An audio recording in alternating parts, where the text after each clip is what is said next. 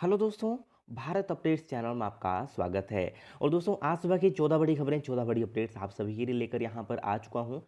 और दोस्तों आज है 11 दिसंबर, तो 11 दिसंबर 2020 की ये बड़ी अपडेट्स यहाँ पर रहने वाली हैं। तो 14 दिसंबर को होगी इन सभी की काउंसलिंग, जूनियर टीममेट हेल्पर के पद भरने की को जो है प्रक्रिया शुरू। एचपी बोर्ड की तरफ से दोस्तों कुछ अपडेट्स हैं, और चयन आयोग हमीरपुर की तरफ से जो भी है एक यहाँ पर एक अपडेट जारी किए गए हैं, एक शेड्यूल जारी किया गया है। तो सभी की सभी अपडेट्स आपको इस वीडियो में बताऊंगा। इसके अलावा और भी अपडेट्स जो है आपको इस वीडियो में देखने को मिलेंगी। ठीक है, तो चलिए देख लेते हैं पहली अपडेट से। दोस्तों ये रही पहली अपडेट। 10 और पॉजिटिव मरीजों की मौत, 773 नए मामले। तो अभी हम यहाँ पर देखते हैं तो मंडी में 154, और कांगड़ा में 131, शिमला में 142, बिलासपुर में 90, ऊना में 49, सोलन में 29, कुल्लू में 53, और सिरमौर में 35, चंबा में 24, किन्नौर में 21, हमीरपुर में 41, और लाहौल स्पीति में 4 पॉजिटिव मामले आए हैं।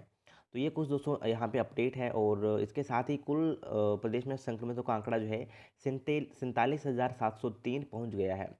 और सक्रिय यानी कि एक्टिव केसेस की बात करें तो 7,865 हैं, और 39,031 मरीज ठीक हो चुके हैं। तो ये एक इम्पोर्टेंट अपडेट है दोस्तों।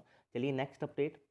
ये रही दोस्तों ऑफिशियल अपडेट। तो 773 कोरोना के नए केस आए हैं। ठीक है, और सबसे अधिक जो है दोस्तों मंडी में आए हैं 220, शिमला में 142 आए हैं, कांगड़ा में 127, बिलासपुर में 90, कुल्लू में 53 केस, और 8 लोगों ने तोड़ा दम। मृतकों की संख्या हुई 763। कुल संक्रमितों का आंकड़ा हुआ 47,703।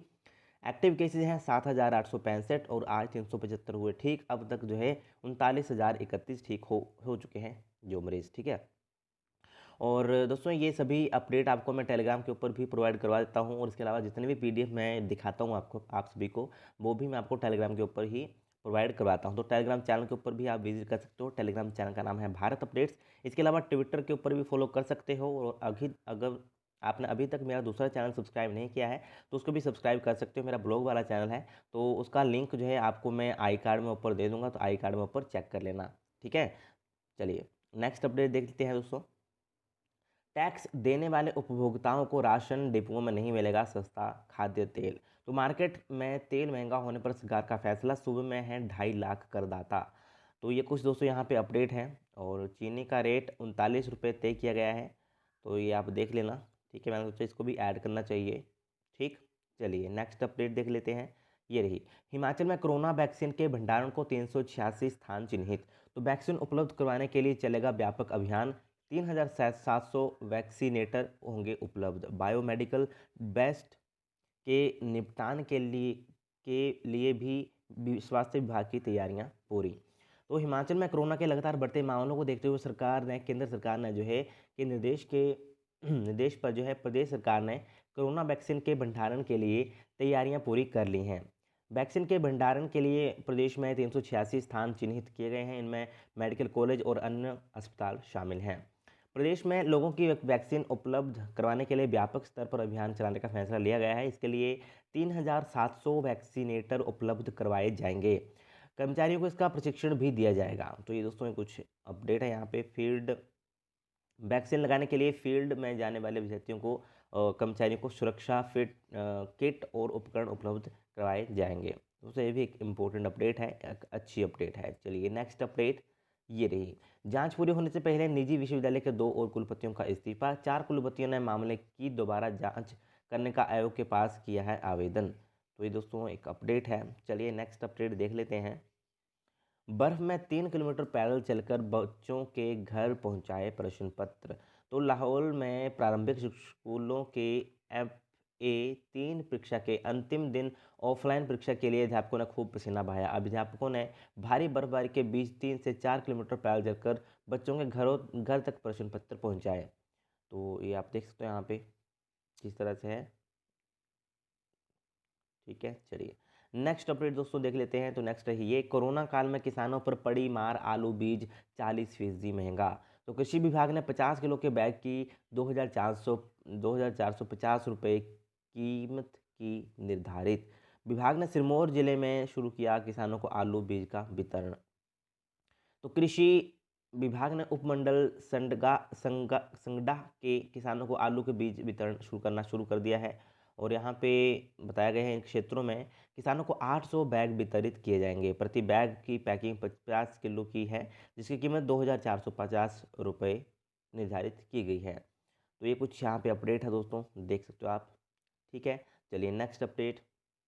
मुख्य बस अड्डों पर आज लगेंगे स्टोर, लोग बना सकेंगे वोटर कार्ड। हमीरपुर में लोगों को मतदान के प्रति जागरूक भी करेंगी टीमें, 14 तक मिलेगी ये सुविधा। तो जिले के 5 विधानसभा क्षेत्रों में फोटो युक्त मतदाता सूचियों के विशेष संक्षिप्त पुनर्निरीक्षण कार्य के लिए 11 से 14 दिसंबर तक प्रत्येक मुख्य बस अड्डे पर स्टॉल लगाकर नए मतदाताओं का पंजीकरण किया जाएगा। इस मौके पर आम लोगों को जागरूक किया जाएगा। 1 जनवरी 2021 तक 18 वर्ष की आयु पूरी करने वाले भी युवा भी अपने नाम दर्ज करवा सकते हैं। तो ये आप देख सकते हो, एक इम्पोर्टेंट अपडेट है दोस्तों। ठीक है, तो जिन्होंने नहीं बनाया है वोटर कार्ड तो वो बनवा सकते हैं। ठीक, चलिए नेक्स्ट अपडेट ये रही।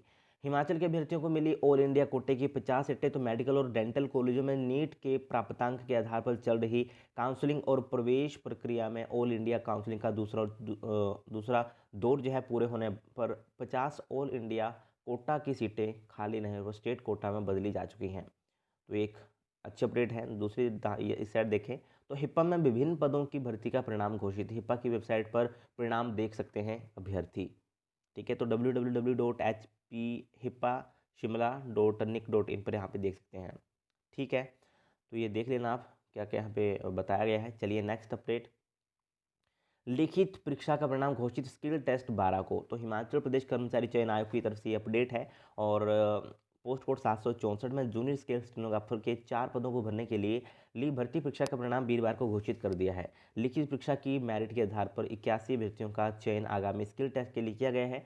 आयोग ने जुलाई 2020 को इन पदों के लिए आवेदन मांगे थे। और आयोग ने सचिव डॉक्टर जितेंद्र कंवर ने बताया कि स्किल टेस्ट शॉर्ट हैंड और टाइपिंग 12 जनवरी 2020 को सुबह 9:30 बजे हमीरपुर स्थित चयन आयोग के कार्यालय में होगा। तो ये भी दोस्तों एक इम्पोर्टेंट अपडेट है। चलिए नेक्स्ट अपडेट देख लेते हैं।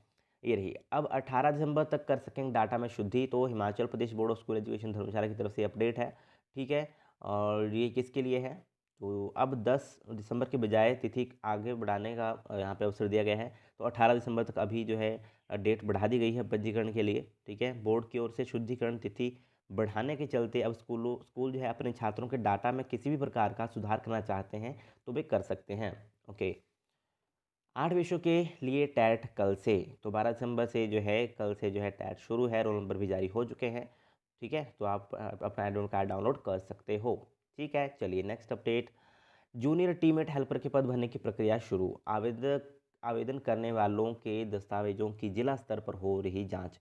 राज्य बिजली बोर्ड में जूनियर टीमेट और जूनियर हेल्पर के पदों पर भर्ती प्रक्रिया शुरू हो गई है। बिजली बोर्ड में 1892 पद भरे जाएंगे, जिसमें 200 पद जूनियर हेल्पर के हैं। इन पदों पर जो है अभ्यर्थियों का चयन शैक्षणिक और व्यावसायिक योग्यता की मेरिट के आधार पर होगा।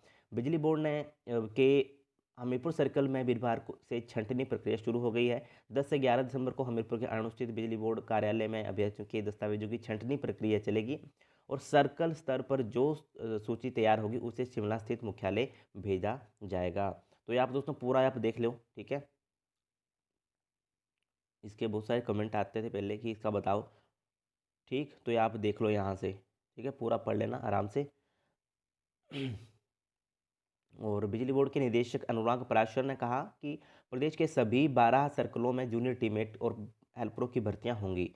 सर्कल स्तर पर छंटनी प्रक्रिया के लिए कमेटी गठित की गई है। और बोर्ड के पास 1892 पदों के लिए 4000 से अधिक आवेदन प्राप्त हुए हैं। उन्होंने माना कि पूर्व सैनिक कोटे से आवेदन नहीं आए हैं। ठीक, तो ये कुछ यहाँ पे अपडेट है दोस्तों, पूरा देख लो आप। ठीक है, चलिए अभी नेक्स्ट अपडेट देख लेते हैं। ये रही, चयन आयोग ने जारी किया मूल्यांकन परीक्षाओं का शेड्यूल। तो हिमाचल प्रदेश कर्मचारी चयन आयोग की तरफ से जो है इवैल्यूएशन शेड्यूल यहाँ पे जारी किया गया है। Senior lab technician, medical lab technician post code 749 और लैब टेक्नीशियन पोस्ट कोड 551 की मुख्य मूल्यांकन परीक्षा जो है 15 दिसंबर को, जबकि टेक्नीशियन इलेक्ट्रीशियन पोस्ट कोड 771 की मूल्यांकन परीक्षा 16 दिसंबर को होगी। तो ये भी दोस्तों एक इम्पोर्टेंट अपडेट है। और देख लेना क्या क्या आपको वहाँ पे लेकर जाना है इवैल्यूएशन में। ठीक है, जो 15 नंबर की होती है ना वो उसको बोलते हैं इवैल्यूएशन। ठीक, चलिए नेक्स्ट अपडेट ये रही। खाली सीटें भरने के लिए तकनीकी विश्वविद्यालय 14 को करवाएगा काउंसलिंग। दोस्तों एचपीटी की तरफ से अपडेट रहने वाली है, अभी भी कुछ सीटें खाली बची हुई हैं। तो हिमाचल प्रदेश तकनीकी विश्वविद्यालय हमीरपुर विभिन्न स्नातक और स्नातकोत्तर कोर्सों की खाली सीटों को भरने के लिए चौथे चरण की स्पोर्ट काउंसलिंग करेगा। चौथे चरण की स्पोर्ट काउंसलिंग भी 14 दिसंबर को संबंधित शिक्षण संस्थानों में होंगी जहाँ सीटें खाली हैं। तो ये आपको पता कहाँ से लगेगा कहाँ पे सीटें खाली है? तो वेबसाइट के ऊपर कोई ना कोई नोटिफिकेशन होगा, उसमें बताया होगा कि कहाँ पे किस स्ट्रीम की कितनी सीटें खाली हैं या किस कोर्स की कितनी सीटें खाली हैं, वहाँ से आप चेक कर सकते हो। ठीक है। और तकनीकी विश्वविद्यालय के अधिष्ठाता शैक्षणिक और जनसंपर्क अधिकारी प्रोफेसर कुलभूषण चंदेल ने कहा कि खाली सीटों के लिए स्पोर्ट काउंसलिंग तकनीकी विश्वविद्यालय परिसर के साथ संबंधित सभी राजकीय व निजी शिक्षण संस्थानों में सुबह 11 बजे से शुरू होगी। तो खाली सीटों का ब्यौरा तकनीकी विश्वविद्यालय की वेबसाइट पर अपडेट कर दिया गया है। ठीक है। तो जो यह इसमें भाग लेना चाहते हैं तो वो ले सकते हैं। ठीक है। चाहे उन्होंने पहले अप्लाई किया है, नहीं किया है, सिलेक्ट हुए हैं या नहीं हुए हैं, वो भी जा सकते हैं इसमें। ठीक है। 1550 रुपये उसको फ़ीस जमा करवानी होगी, पहले आवेदन फ़ीस। ठीक है। क्योंकि उन्होंने पहले भरा तो नहीं होगा वो फॉर्म।